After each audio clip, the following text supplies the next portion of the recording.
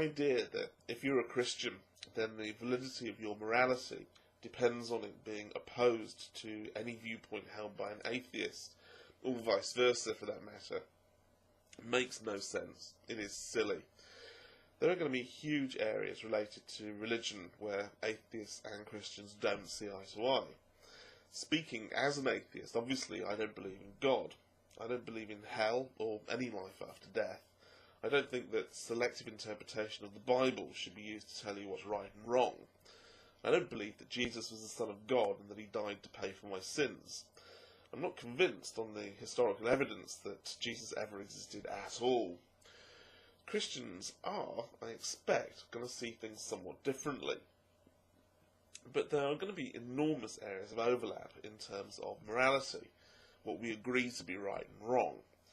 Atheists and Christians alike aren't going to think that cold-blooded murder is right. And I'm talking about sane people here, not the nutjob fanatics who have some cause that's so important that the end justifies the means. Let's take a purely hypothetical example as an illustration. Collecting money to help fund a hospital for sick children. I mean, both atheists and Christians surely are going to see that as a good thing. Collecting money saying it's to help fund a hospital for sick children and then keeping it for yourself, well, I expect that most Christians and atheists are going to have a similar view on that too. Surely your morality, your assessment of what is right and wrong, should be based on having exercised some thought about the matter in hand, rather than simply a knee-jerk reaction of heading in the opposite direction from the bad guys. The enemy of my enemy is my friend doesn't sound like the ideal quality control criteria for choosing your friends. And the attitude, as long as I do the opposite of what you do, I must be doing something right, is likely to arrive at a similarly flawed outcome. It seems to me that this kind of mindset is designed to create and maintain divisions between people, to create conflict.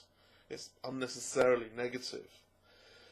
Whether you believe that this life is it, or just a grading exercise for the next life, there really isn't any reason why we shouldn't all be able to live it in a way that makes us happy.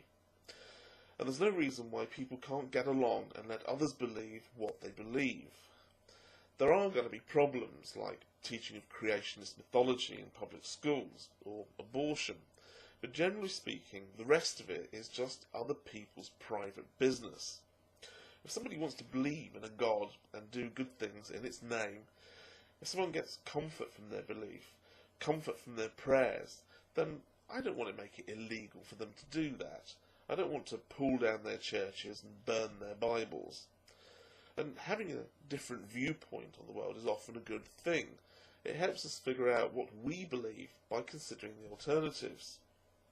I also think that it helps us understand other people's outlook on life. If a Christian says, God bless you to me, or they say that they'll pray for me if I have some problems in my life, then I take that support in the spirit in which I assume it is offered, as a kind act. That I don't happen to believe in blessings or prayer isn't the important thing.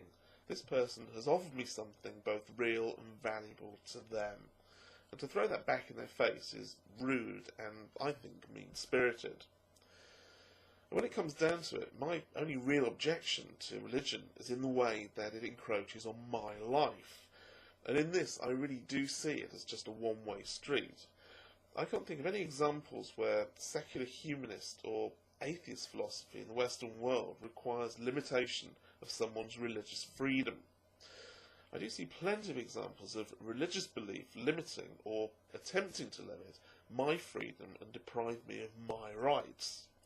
This might be a bit of selective filtering on my part, a bit of atheist cherry-picking, if you will, but in the example that you've given, again, it is believers who are arriving at this irrational conclusion that you must be doing something wrong if, gasp horror, atheists are agreeing with you. I've yet to see any atheist tell me that I'm wrong when I agree with something a Christian said, simply because it was a Christian who said it. I mean, outside of that being said for purely comic effect, that argument really is both ridiculous and a bit troubling. So the question that springs to mind are, These people who came out with this bizarre judgment, what is it, do you think, that prevents them from being able to think rationally?